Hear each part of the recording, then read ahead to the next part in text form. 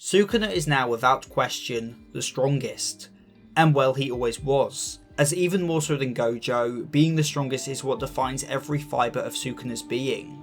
Sukuna sees the world in very black and white terms. He sees the strong and sees the weak. As made very clear with his interaction with Jogo, he doesn't care if you're human or you're a curse.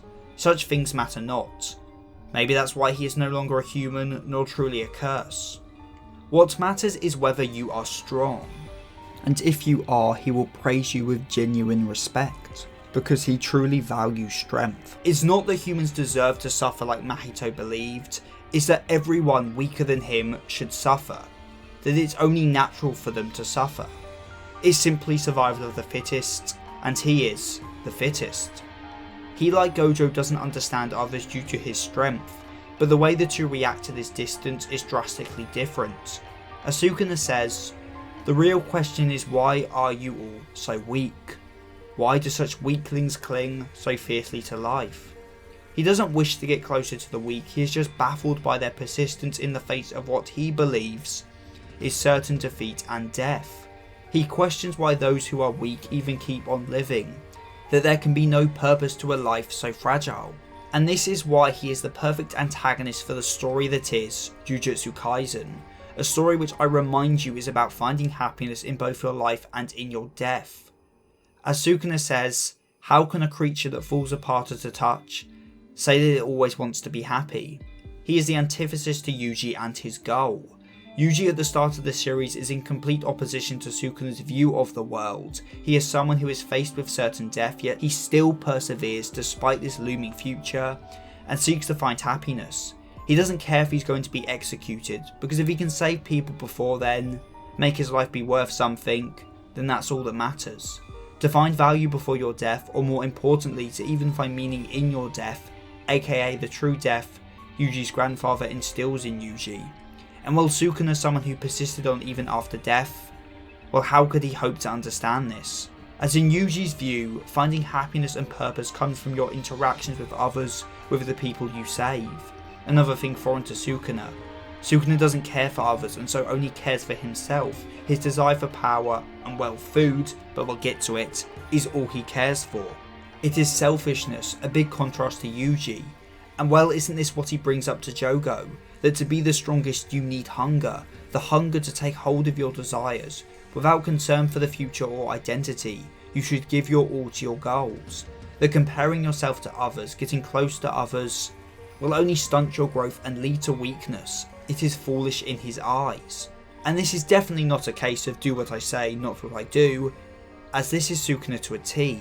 He doesn't compare himself to anyone and he does everything in his power to get what he wants. This in a way makes him truly monstrous, devoid of all those things that make humans human. Gojo, as strong as he was, still was human.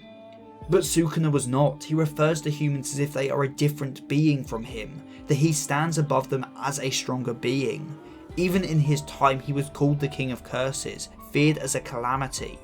This made him truly alone and truly tragic in the eyes of Gojo, but does Sukuna himself feel that way? We can't say for sure, but I'd say no, because all he needs is himself. As shown in his fight with Yorozu, he doesn't need nor care for love. And interestingly, in this fight says that if he lost, he would give her everything, because to him to lose, to suffer defeat, is the same as death. That if he lost, then it would simply be because he was weaker, and as such it would only make sense his opponent could do with his corpse in any way they please, as they would be the stronger of the two, and the stronger can do whatever they please to those weaker. Now that all said, what is the conclusion to Sukuna as a character? Is it to simply lose to someone stronger? Or is it to be made to understand the weak, to understand the power of love and lose to a power he wrote off as weak? Now that I think would be pretty cool, but what evidence is there for this? Well, as Sukuna says, he was an unwanted child, aka one born without love in his life nor purpose. Quite likely he gave himself purpose by fulfilling his desires in order to escape the cruelty of his situation. His mindset being a result of being a life unwanted by anyone, from not having anyone ever show him love. And Gojo not once but twice says that someone will show Sukuna love, so it's definitely something the story is at least contemplating as a possibility, but will it happen, and if so, by who? I think the only logical choice is our protagonist Yuji. And this obviously goes without saying, but lots of speculation from this point on. Now, I am not saying Yuji will talk no jutsu Sukuna and he will be redeemed or anything like that. More that in the end, through his defeat, Sukuna will be shown the errors in his way, that his mindset was not true jujutsu sorcery, that he will, as Gojo said, be shown love, and as such, will be defeated by it, by a power he couldn't understand. He will likely lose and die, faced with the grim reality that simply wanting more than anyone else did not lead to his victory. Now, could this come from him being defeated by a team effort to show how a lone pillar of power is not almighty? Or maybe having his host reject him and allow him to be killed to show once again the power of building connections over destroying them? I don't know, and I'm not suggesting I have any idea of the specifics of how this could go down. What I will speculate on though is how Sukuna became so strong. Sukuna, remember, is based on a real Japanese legend, one which involves a little of the old cannibalism. And this, I think, will play a big part into Sukuna's past and his true curse technique. As well, wouldn't this be an interesting contrast to Yuji and his views on connections, the man who finds new brothers wherever he goes? Unlike Yuji, who forms connections and gets the best out of people through their help, Sukuna eats other people and forcibly takes their best attributes. Unlike a two-sided connection, it is a one-sided consumption. After all, you don't understand your food, not ever try to. And if you think this is a reach, well, look at the literal translation of his domain expansion, Fukuma Mizushi, aka place where demons hide, with Mizushi being an archaic word referring to a kitchen or the emperor's eating area. And wait, the eating and cooking references go deeper, as his cutting techniques Kai and Hachi also use kanji used in cooking to refer to dismantling and filleting fish. Oh, and in the guidebook it says his hobby is eating. And well, look at this panel right here. Nowhere in hell is this man's true technique not something to do with eating.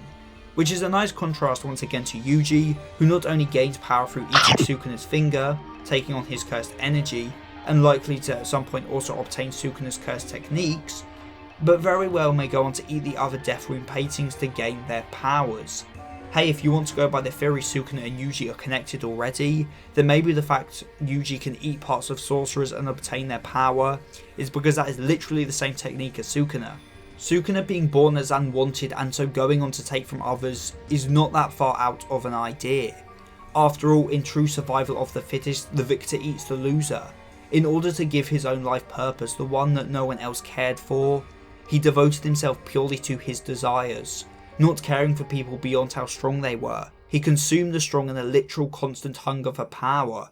Maybe that's why the word hunger is highlighted here, as it was a literal hunger for the power of others.